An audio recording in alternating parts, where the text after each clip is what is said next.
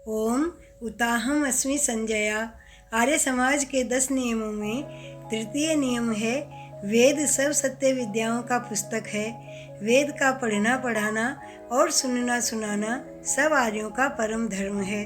आधुनिक काल में वेदों को सर्व सुलभ और सुगम बनाने में स्वामी दयानंद सरस्वती जी का महत्वपूर्ण योगदान रहा है, किंतु आज भी कुछ लोगों की मान्यता है कि महिलाओं को वेद मंत्रों का उच्चारण नहीं करना चाहिए और उन्हें वेद नहीं पढ़ने चाहिए, जबकि भारतीय परंपरा मानती है कि वेद ईश्वरीय ज्ञान है जिसे ऋषियों ने योग समाधि में प्राप्त किया।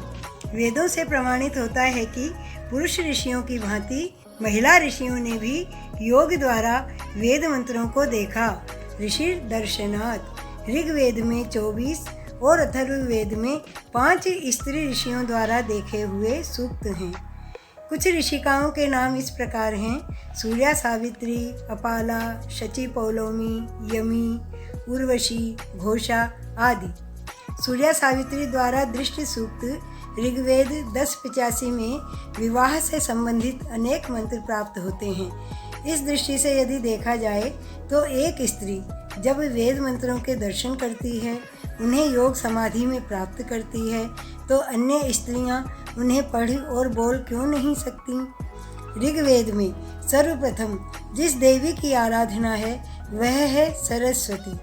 वहाँ ऋषि विश्वामित्र के पुत्र मधुच्छंदा उनके लिए 3 मंत्र कहते हैं, जिनमें उन्हें वे बुद्धि की स्वामिनी बताते हैं। वर्तमान में जब किसी शिक्षण या अन्य संस्था में सरस्वती माँ के चित्र के समक्ष दीप प्रज्वलन के समय मंगलम भगवान विष्णु, मंगलम गरुड़ध्वज जैसे अन्य देवता के मंत्र बोले जाते हैं तो आश्चर्य होता है।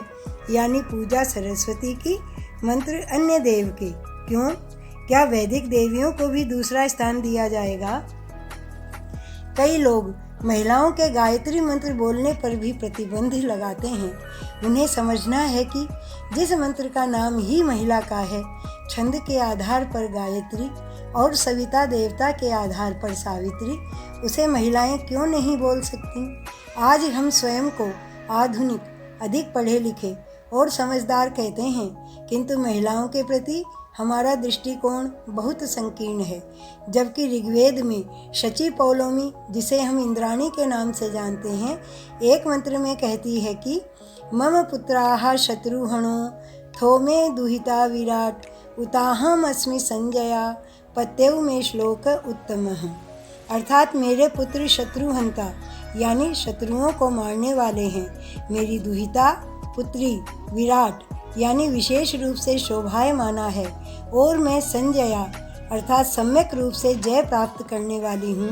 पति पर मेरा उत्तम श्लोक अर्थात यश है। इस मंत्र में ऋषिका स्त्री के माता, पुत्री और पत्नी इन 3 रूपों का उदात्त वर्णन करते हुए जो घोषणा करती है, क्या आज की स्त्री कर सकती है? इनके अतिरिक्त जनक की सभा में याज्ञवल्क्य से शास्त्रार्थ करने वाली गार्गी महिला थी। याज्ञवल्क्य की 2 पत्नियों मैत्रेयी और कात्यायनी में मैत्रेयी विदुषी थी। गार्गी और मैत्रेयी उस समय की ब्रह्मवादिनी महिलाएं हैं।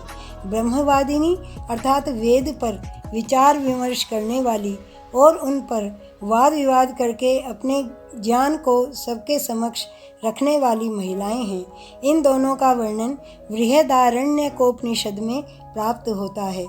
श्रीमद् भागवत महापुराण के अनुसार कपिल ने अपनी माँ देवहूति को अध्यात्म और सांख्य दर्शन का ज्ञान दिया। उनकी माँ यदि उस ज्ञान प्राप्ति की अधिकारिणी नहीं होती तो भगवान विष्णु के अवतार माने जाने वाले कपिल मुनि उपदेश के लिए उन्हें क्यों चुनते? वस्तुतः सृष्टि के आरंभ में ईश्वर ने मानव मात्र के कल्याण के लिए जो ज्ञान दिया वह वेद है। इस ज्ञान को जानने का अधिकार सबका है। वे पुरुष जो वेद पढ़ते हैं वे महिलाओं का सम्मान करते हैं, उन्हें कमतर नहीं आंकते। वेद पाठी महिलाओं के प्रति विशेष सम्मान की भावना के साथ मैं विराम लेती हूँ। ओम।